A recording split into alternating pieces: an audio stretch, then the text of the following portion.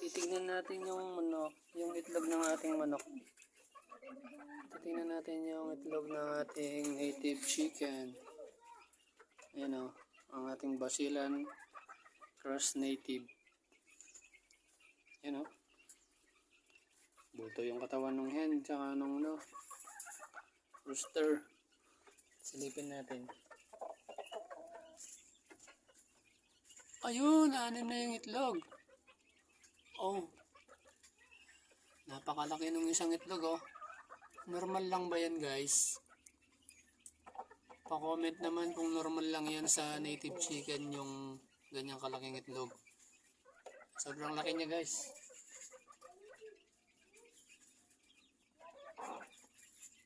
Ayun oh, kunin ko.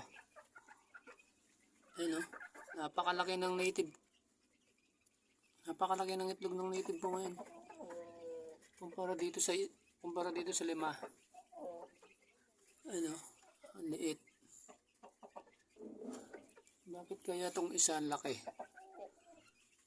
Pa-comment naman guys kung normal lang to sa mga native chicken.